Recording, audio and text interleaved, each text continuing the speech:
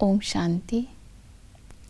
20 अगस्त 2022 की साकार मुरली से होमवर्क। आज की मुरली से हम लक्ष्य लेंगे ज्ञान और योग सीखकर बाप से पूरा वर्षा लेना है, अर्थात सुख का स्वराज्य लेना है। इसके लिए आज हम पुरुषार्थ करेंगे, सारा दिन नॉलेजफुल बनकर रहेंगे। नॉलेज अर्थात पढ़ाई और पढ़ाने वाले को सदा याद रखेंगे। स्वयं भगवान हमें पढ़ाता है, सत्य ज्ञान देता है, सत्य ज्ञान देकर हमें सोजरे में ले जाता है। इसलिए पढ़ाई पढ़ने रोज़ जाना है और कभी भी बहाना नहीं देना है और बाबा को फारगती नहीं देनी है।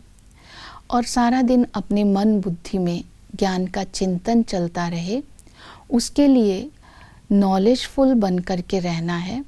जब हम नॉलेजफुल बन कर के रहेंगे, बाबा के ज्ञान का चिंतन करेंगे, तो हम किसी के भी नाम रूप में नहीं फंसेंगे। किसी का शरीर भी छूटता है तो आत्मा का ज्ञान स्पष्ट होने के कारण रोने और पीटने से भी छूट जाएंगे। इसी ज्ञान को जब हम अपने जीवन में धारण करते हैं, तब हम भविष्य में विश्व की बादशाही को भी प्राप्त कर सकते हैं, क्योंकि बाबा ने इस पढ़ाई में सृष्टि चक्र को स्पष्ट कर दिया है, आदि मध्य अंत की नॉलेज दे दी है। हम ही ब्राह्मण सो देवता बनते हैं। तो इस नशे में रहेंगे तो हमारे सतो प्रधान संस्कार इमर्ज हो जाएंगे, हमारा जीवन हीरे तुल्य बन जाएगा।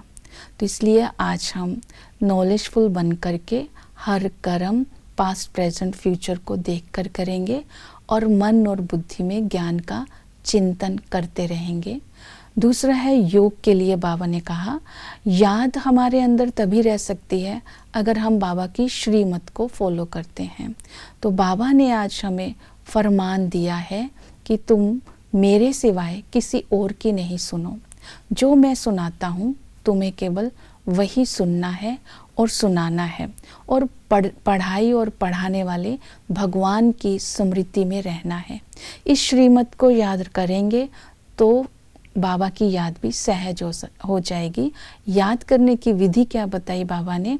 अपने को आत्मा समझ मुझ बाप को याद करना है। जब हम अपने को आत्मा समझते हैं तो आत्मा का संबंध निराकार के साथ हो जाता है, तो हम अपनी रूहानी शान में आ जाते हैं और आत्मा के सतो प्रधान संस्कार इमर्ज हो जाते हैं। तो आत्मा से कोई भी विकर्म नहीं होता, आत्मा स्व की कर्म इंद्रियों पर राज्य कर लेती है।